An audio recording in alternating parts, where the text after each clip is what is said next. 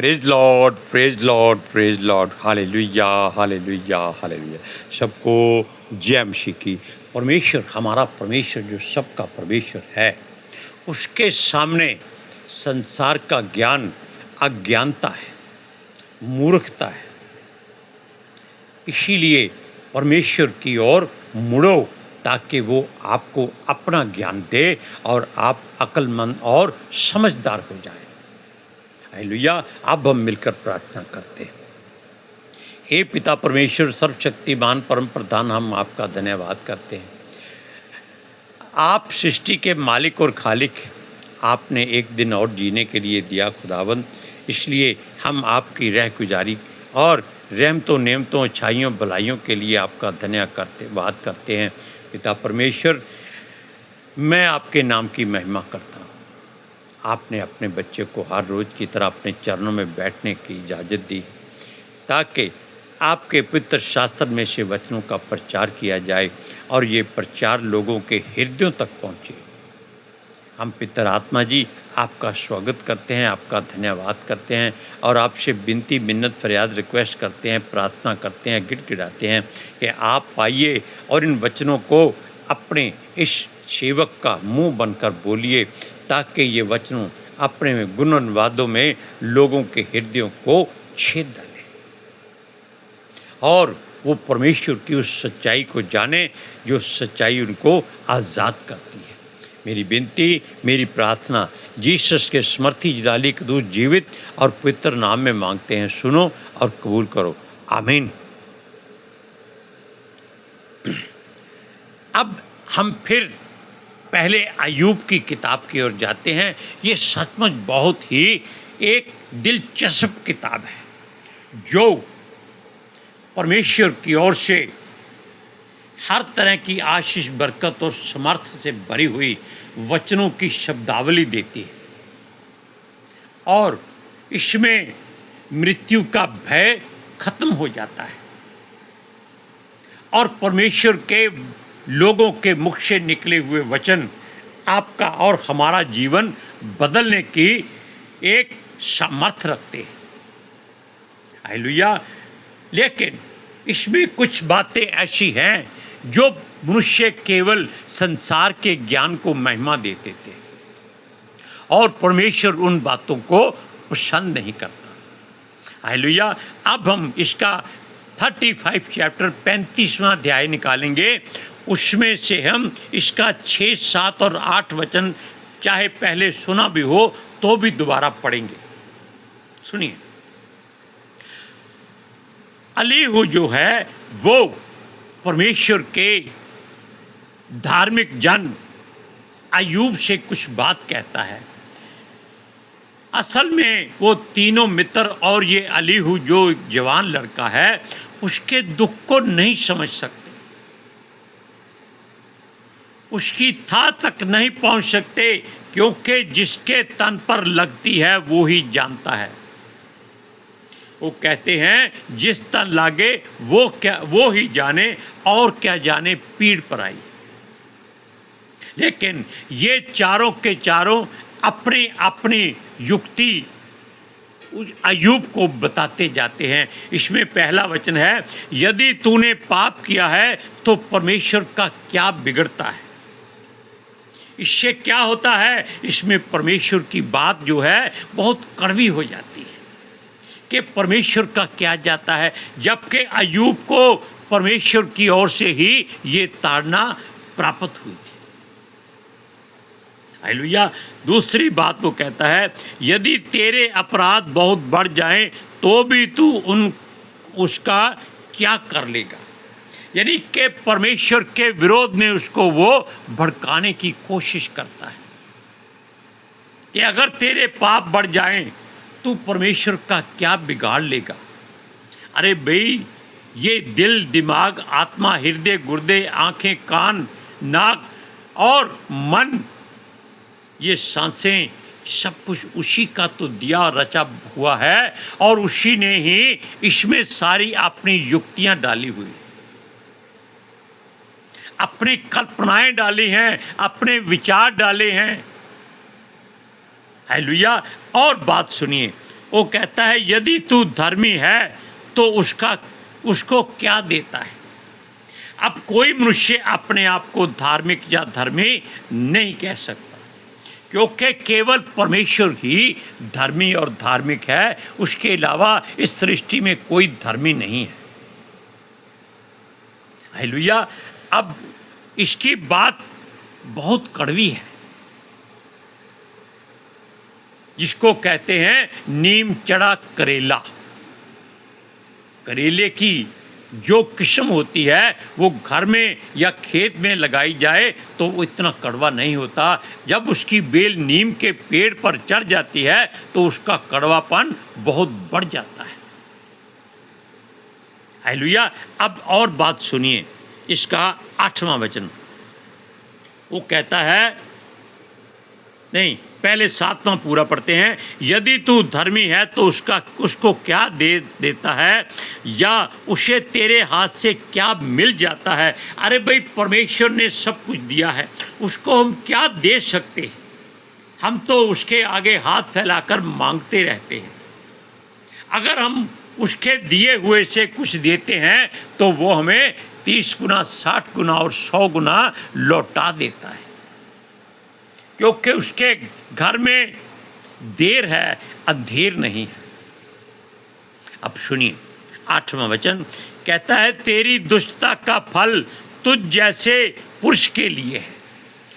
उसने कौन सी दुष्टता की है? जो अलीहू उसको कहता है कि तेरी दुष्टता का फल, जबकि उसने कोई ऐसी बात या ऐसा गुनाह या ऐसा पाप या ऐसा कोई अंधेर नहीं किया। वो एक अच्छा मनुष्य है। वो गरीब को कभी भूखा नहीं सोने देता, नंगे को वो अपने वस्त्र ओढ़ाता है, वो भूखे को अपनी रोटी में से खाने को देता है। वचन में तो यहाँ तक लिखा है कि ऐसा कोई ना होगा जिसने उसके वहाँ का मांस खाकर उसको धन्यवाद ना दिया हो, क्योंकि उसके पास हजारों भेड़ बकरियाँ, हजारों ऊंट, हजारों गाय बैल, हजारों गधे गधियाँ और पता नहीं मेढ़े कितने थे, घोड़े कितने थे।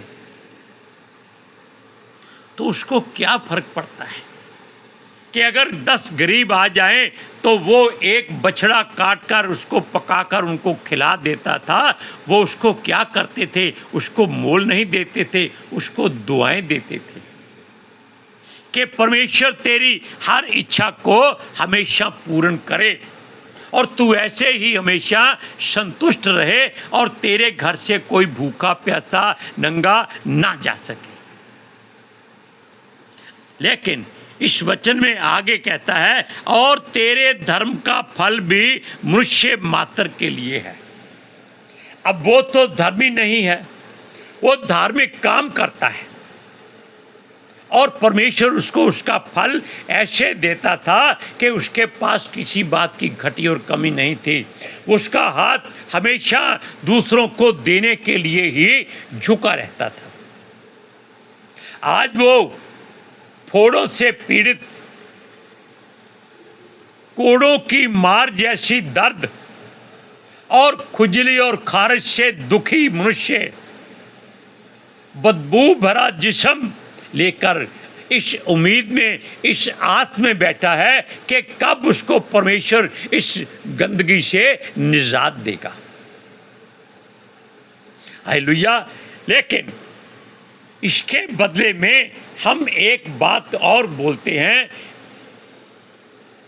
उसके लिए हम चलते हैं गिनती की पुस्तक में। अब गिनती की पुस्तक में क्या है? गिनती की पुस्तक में ऐसी बातें हैं जो परमेश्वर का विरोध ही करती हैं और उसको कुछ शांति नहीं देती। उसने इजरायलियों के लिए सब कुछ किया।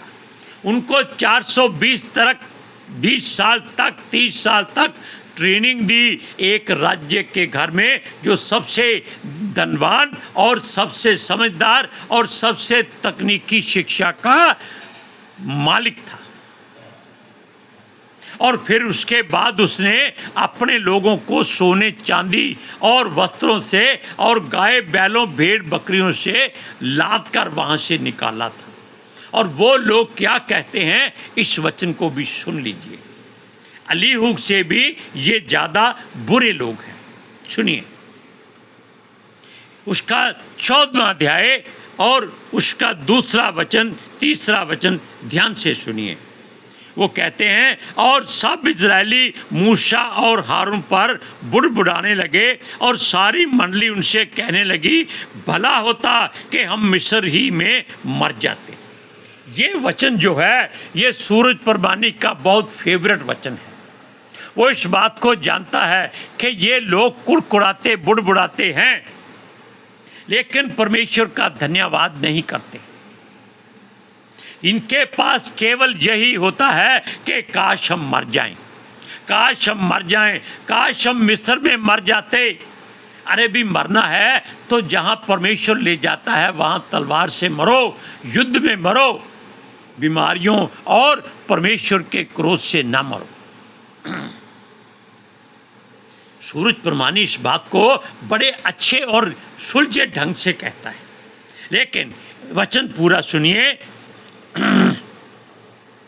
वो यानी कि भला होता कि हम मिस्र ही में मर जाते या इस जंगल में ही मर जाते। देखो, और ये परमेश्वर की पहले ही युक्ति थी कि ये लोग यहीं मर जाएं, इनकी लाशें खेत में पड़ी हुई जो क्या होता है भूसी की तरह बिखरी रहे। सुनिए, यहोवा हमको उस देश में ले जाकर क्यों तलवार से मरवाना चाहता है? अरे भाई, परमेश्वर के हाथों से तो हम खुद मरना चाहते हैं। हम चाहते हैं कि परमेश्वर हमको मारे, क्योंकि अगर वो मारेगा तो वो दर्द नहीं होने देगा, वो पीड़ा नहीं होने देगा, लेकिन वो मारेगा तो वचन से मारेगा, बल्कि वचन के छोटे से मारेगा। जो पढ़ता है तो क्या होता है? आशीष मिलती है, बरकत मिलती है, सामर्थ मिलती है। हालेलुया। अब ये क्या कहते हैं, सुनिए। यहोवा हमको उस देश में ले जाकर क्यों तलवार से मरवाना चाहता है? हमारी स्त्रियां और बाल बच्चे तो लूट में चले जाएंगे। क्या हमारे लिए अच्छा नहीं कि हम मिस्र देश को लौट जाएं? देखो, एक कहावत है कि लौट के बुद्धू घर को आए। क्यों कहते हैं? आप ऐसे मनुष्य को बाजार में भेजिए कि ये लो पैसे और ये सामान ले आओ, और वो संसार में घूमते घूमते वापिस आ जाएगा कि ये सामान बाजार में मिलता ही नहीं, बहुत महंगा मिलता है, जबकि उसको कहा जाता है जिस कीमत पर मिलता है उसको ले आओ। अब सुनिए, ये बात परमेश्वर के कानों में पड़ जाती है, और वो आप जानते हैं कि अपनी वो इसमें तौहीन समझता है कि इन लोगों को वो जीवित रखना चाहता है और ये केवल मरना चाहते हैं। हालेलुया। अब इस बात के लिए